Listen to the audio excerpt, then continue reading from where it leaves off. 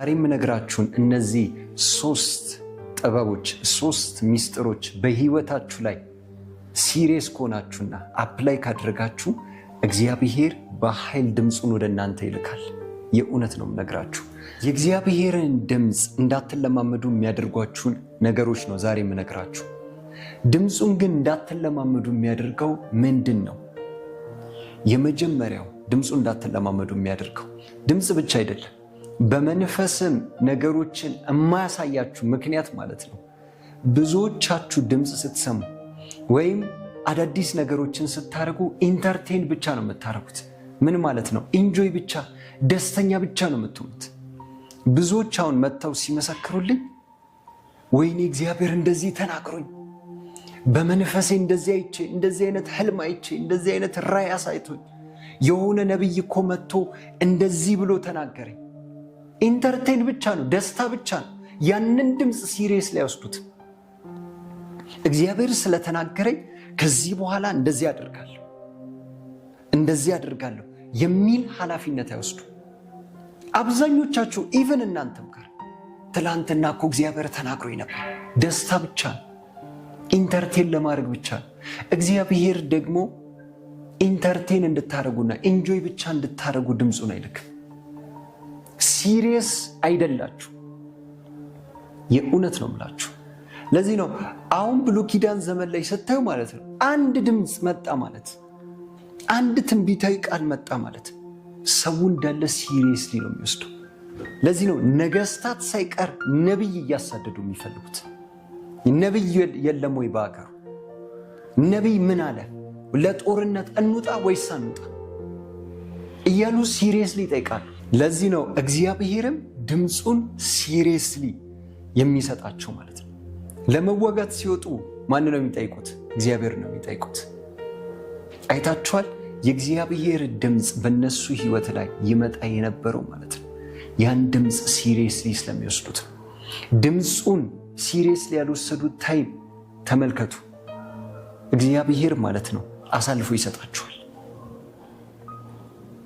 እግዚአብሔር መናገር ያቆማል፣ ድምፁን ሲሪየስ ያልወሰዱት ታይም ማለት ነው። እና የመጀመሪያው ብዙዎች ድምፁን የማይለማመዱበት ምክንያትና ፐርሰናሊ ለራሳቸው ድምፁን የማይሰሙበት ምክንያት ኢንተርቴን ስለሚያደርጉ ነው። እኔንን ጌታ ፐርሰናሊ ተናግሮኝ፣ ጌታ ሆይ ይህንን ማየት ፈልጋለሁ፣ ጌታ ሆይ ይህንን መስማት ፈልጋለሁ። አንድ ጊዜ ጌታ ለምን ብሎ ነው የጠየቀኝ። የእውነት ነው የምነግራችሁ። ኋይ ለምን? እኔ በዛን ታይም ሰዎች አየን ስላሉ፣ ጓደኞቼ ሰማን ስላሉ፣ ሌሎች አየን ስላሉ ብቻ ነበር የምፈልገው። ያንን ድምፅ ሲሪየስሊ መውሰድ ስለምፈልግ አይደለም። አንድ ጊዜ አስታውሳለሁ እግዚአብሔር በራእይ እንዲናገረኝ ድምፁ እንዲያሰማኝ በተደጋጋሚ የምጸልይበት ታይም ነበረ። ጌታዬ ለምንድን ነው ማታሳይ? ለምንድን ነው እንትና እያየ እንትና እየሰማ አልኩኝ። ከዛ በኋላ ላይ ያንን ቪዥን እግዚአብሔር ካሳየኝና ድምፅ ከሰማሁኝ በኋላ ቀጥታ ያደረኩት ሄጄ ለጓደኞቼ መናገር፣ እንደዚህ አየሁኝ፣ እንደዚህ ሰማሁኝ ምናምን ብዬ ማለት ነው። ለጓደኞቼ ብቻ ኢንተርቴን ብቻ ነበር ያደረኩት። ከዛ በኋላ ላይ ያ ነገር ተፈጸመ። ያ ራእይ ከተፈጸመ፣ ያ እግዚአብሔር የተናገረኝ ነገር ከተፈጸመ በኋላ አዘንኩኝ። ለምንድን ነው ያዘንኩኝ? ኢንተርቴን ብቻ ኢንጆይ ብቻ ነው ያደረኩበት። ነገር ግን እግዚአብሔር ያንን ቪዥን ያንን ድምፅ ወደ እኔ ያመጣ ታይም እንድጠነቅቅ እንዳስጠነቅቅ ነበረ። የዛን ታይም አዝኜ ነበር። ምን አለ በተናገርኩ፣ ምን አለ እዚህ ነገር ላይ ሲሪየስ በሆንኩኝ ብዬ ነበረ። ስለዚህ ማለት ነው አንድ ነገር አስተዋልኩኝ። እግዚአብሔር ለካ ድምፁን የሚልከው ራእዮችን ወደኛ የሚያመጣው ሲሪየስሊ ለመናገር ነው እንጂ ዝም ብሎ ኢንተርቴን ለማድረግ አይደለም።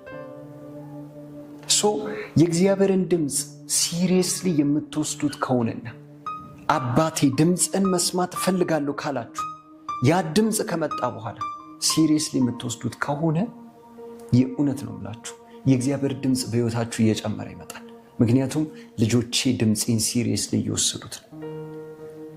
ኢቨን በሕይወታችሁ ላይ ተመልከቱ። የእናንተን ቃል ሲሪየስሊ ለሚወስደው ሰው ሚስጥራችሁን ሳይቀር ነው የምትናገሩት። ነገር ግን ቃላችሁን ሲሪየስሊ የማይወስድ ሰው ማለት ነው፣ ዝም ብሎ የሚቀልድበት ሰው ሚስጥራችሁን እንኳን አትናገሩ። በደንብ እየገባችሁ እንደሆነ አስባለሁ። ስለዚህ እግዚአብሔርን ድምፅ ኢንተርቴን ለማድረግ ሳይሆን ሲሪየስሊ ውሰዱት፣ የእውነት ውሰዱት። የእግዚአብሔር ድምፅ ይጨምራል። ሁለተኛው ነገር ደግሞ ማለት ነው እግዚአብሔር በህይወታችሁ ላይ የሚያስቀምጠው ሸክም አለ። ለምሳሌ በህይወታችሁ ላይ የሚቀመጠው ሸክም ማለት ነው 10 ሊሆን ይችላል። 10 ስላችሁ ለቢዝነሳችሁ፣ ለአገልግሎታችሁ፣ ለትዳራችሁ፣ ለቤተሰባችሁ፣ ለትምህርታችሁ፣ ለጓደኞቻችሁ በተለያየ ለሚመጣ ድምፅ እግዚአብሔር ሸክም ያስቀምጣል። በእናንተ ህይወት ላይ ከሚያስቀምጠው 10ን ሸክም የምትፈጽሙት 2ቱን ብቻ ከሆነ የእግዚአብሔር ድምፅ በህይወታችሁ ላይ እየቀነሰ ይመጣል። 10ን ሙሉ ሲሪየስሊ የሚፈጽሙ ሰዎች አሉ። ያንን በርደን ያንን ሸክም ሲሪየስሊ ወስደው የሚፈጽሙ ሰዎች አሉ። ለነዛ ሰዎች እመኑኝ ብዙ ድምፅ እየጨመረ ነው የሚመጣው። እኔ ፐርሰናል ላይፌ ላይ ስለተለማመድኩኝ ነው።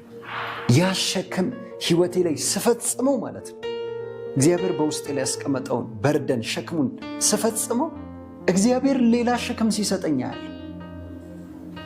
ያንን ሸክም በህይወታችሁ ላይ ፈጽሙት። አሁን በህይወታችሁ ላይ እግዚአብሔር የተናገራችሁ ነገር ያ ሸክም ምንድን ነው? ያንን ሸክም ሳትፈጽሙ ለሌላ ድምፅ የምትጠብቁ ሰዎች አላችሁ። እመኑኝ ነው የምላችሁ፣ ያ ድምፅ አይመጣም። ዝም ብሎ ያ ሸክም አይመጣም። ያንን ሸክም መጀመሪያ እግዚአብሔር የሰጣችሁን ሸክም አድርጉ። ዮናስ ምንድን ያደረገው? ለነነዌ ህዝብ የተሰጠው ምን ነበር? ሸክም ነበር። ሄዶ ምን ሊላቸው? ንስሐ እንዲገቡ እንዲመለሱ ሸክም ተሰጥቶት ነበር። ያን ሸክም ግን አልፈጸመም። ወደ ተርሴስ ነው ሄደው። ፈርቶ ወደ ተርሴስ ሄደ። በደንብ እንድትሰሙ ይፈልጋሉ። ወደ ተርሴስ ሄደው ሌላ ድምፅ ሊናገር፣ ሌላ ትንቢት መናገር ፈልጎ ሊሆን ይችላል። አይኔ ወደዚህ ህዝብ አልሄድም፣ ወደ ሌላ ህዝብ በራሱ ሄደ። እግዚአብሔር የጠራው ለተርሴስ አይደለም፣ ለነነዌ ነው። አሁን ሸክም ስላችሁ እግዚአብሔር መጥቶ ልጄ ሆይ እንደዚህ አድርግ ላይሆን ይችላል። መንፈሳችሁ ላይ የሚቀመጥ ሸክም አለ። ምናልባት ቸርቻችሁ ያላችሁበት ቸርች ላይ ሰርቭ እንድታረጉ ሊሆን ይችላል፣ እንድታገለግሉ ወይም መስጠት ያለባችሁን እንድትሰጡ ሊሆን ይችላል። ያችን ትንሿን በረከት እናንተ ግን እየተታገላችሁ አልሰጥም እያላችሁ ያችን ባለመስጠታችሁ ምክንያት ሌላ ሸክም እግዚአብሔር ወደ እናንተ ያመጣል። ሌላ ድምፅ ወደ እናንተ አይመጣም። እናንተ ትንሽ የምትሏትን ሸክም ታዘዙ። እኔ በህይወቴ ላይ ጌታ እንዴት እንዳለማመደኝ ድምፁን ልንገራችሁ። እኛ ቤት የምትሰራ አንዲት ሴት ነበረች። የእውነት ነው፣ ከሱ ነው እግዚአብሔር ያስለመደኝ። እች ሴት በብዙ አይነት እስራት ውስጥ ነበረች። ህልሞቿ ትክክል አልነበሩም። በጣም ትጨነቅ ነበረ። በመንፈስ አይነት እስራት ውስጥ ተይዛ ነበረ። አስታውሳለሁ፣ ይሄ 9ኛ ክፍል ላይ እያለሁኝ ነበረ። ስለዚህ ይችን ልጅ እግዚአብሔር እኔ ውስጥ ሸክም አድርጎ ነው ያስቀመጠው። ለዚች ልጅ መጸለይ፣ ገና ልጅ ነበርኩኝ። ይችን ልጅ ተከታትዬ ቸርች መውሰድ፣ ይችን ሴት እግዚአብሔር ለእኔ ህይወት ላይ ሸክም አድርጎ አስቀምጧት ነበረ። ልጅቷ ይህንን አድርጊ ስላት አትሰማም ነበረ። ብዙ የሚያናድዱ ነገሮች ነበሩ። ነገር ግን ሸክሙ ሊለቀኝ አልቻለም። ቸርች ስወስዳት አሁንም መንፈስ ሲጮህ፣ ቸርች ስወስዳት አሁንም መንፈስ ሲጮህ፣ የሚደክም ነገር አለ፣ የሚያደክም ነገር አለ። ከዛ በኋላ ላይ የዚች ልጅ ሸክም ግን ከህይወቴ ላይ አልወረደም ነበር። ስለዚህ ምንድን ያደረግኩት? አሁንም ቸርች ስወስዳት ስጸልይላት ቤቴ አጋንንቶች መገለጥ ጀመሩ። እኔ ራሴ እየጸለይኩኝ ራሴ መጸለይ እየጾምኩኝ ለዚች ሴት ስጸልይላት አጋንንቶች ይጮኻሉ። መንፈስ መገለጥ ጀመረ። አሁን እግዚአብሔር የሆነ ከፍታ ላይ እያስገባኝ መጣ ማለት ነው። ምክንያቱም ለዚህ ሸክም እየታዘዝኩኝ መጣሁ። ለመጀመሪያ ጊዜ በህይወቴ ላይ መንፈስ ማስወጣት ማስጮህ የጀመርኩት ከዚች ሴት። መጀመሪያ ላይ ግን ኢግኖር አድርጌ ቢሆንና ይህን ሸክም ቸላ ብዬ ቢሆን ኖሮ ጊዜ ይረዝም ነበር። መንፈሱን ሳስወጣው ሳባር ሌላ ደግሞ ቸርች ስወስዳት ከዛ ይቺ ልጅ ሙሉ ለሙሉ ነፃ መውጣት ጀመረች። አጋንንት ማስወጣት የጀመርኩት የተለማመድኩት ከዚህ ሴት ነው።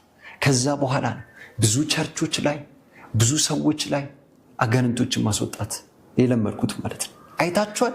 እችን ሸክም ስለታዘዝኩኝ እግዚአብሔር ሌሎች ሸክሞችን ወደ እኔ ያመጣ፣ ሌሎች ነፃ የሚወጡ ሰዎችን ወደ እኔ ማምጣት ጀመረ። አሁን ብዙዎቻችሁ እግዚአብሔር በእናንተ ውስጥ ያስቀመጠውን በርደን ሸክም መታዘዝ ስትጀምሩ ሌላ ድምፅ፣ ሌላ ሸክሞች ወደ እናንተ መምጣት ይጀምራሉ። እመኑኝ፣ ይህንን አድርጎ አሁን እግዚአብሔር የሰጣችሁን ነገር አሁን ታዘዙት። ያችን ሸክም አድርጓት። ከዛ በኋላ ላይ ሌላ ድምፅ ሲጨምር ታዩታላችሁ። ሶስተኛው ነገር ደግሞ ያያችሁትን ሁሉ ሄዳችሁ የሰማችሁትን ሁሉ ሄዳችሁ አትናገሩ። እግዚአብሔር እንድትናገሩ የሚፈልገው ነገር አለ። እንዳትናገሩ የሚፈልገው ነገር አለ። የሆነ ድምፅ ሲሰማ አሁን ሁሉም ሰው ሄዶ ሮጦ መናገር ነው የሚፈልገው። አትናገሩ። እግዚአብሔር ሚስጥር ለእናንተ የሚሰጣችሁና ራሳችሁ እንድትለማመዱት የሚፈልገው ነገር አለ። ያንን ሄዳችሁ ስትናገሩ አንዳንዶቻችሁ ምናልባት ጊዜው ያልደረሰ ነገር ስለሆነ ሌላ ሰዎችን ልታጠፉ ትችላላችሁ፣ ወይም ደግሞ የብዙዎችን ነገር ልታበላሹ ትችላላችሁ። ስለዚህ ማለት ነው እግዚአብሔር የሚሰጣችሁ ነገር ቶሎ ብላችሁ አትናገሩ። ጌታ ሆይ ጊዜው ነው ወይ ብላችሁ መጠየቅ ጀምሩ። ይህንን ነገር እንዳደርግ ፈቃድ ነው ወይ ሰዓቱ ነው ወይ ብላችሁ ጠይቁ። ያያችሁትን የሰማችሁትን ነገር ዝም ብላችሁ አትናገሩ። አንዳንዶቻችሁ ችኩል ስለሆናችሁ ራሳችሁ መቆጣጠር ስለማትችሉ ማለት ነው እግዚአብሔር አይናገራችሁ። ስለዚህ የምነግራችሁ ነገር ተቆጣጠሩ። ራሳችሁ ለራሳችሁ ማስቀረት ልመዱ። ይህች አጭር ብትሆንም በጣም ፓወርፉል ነች።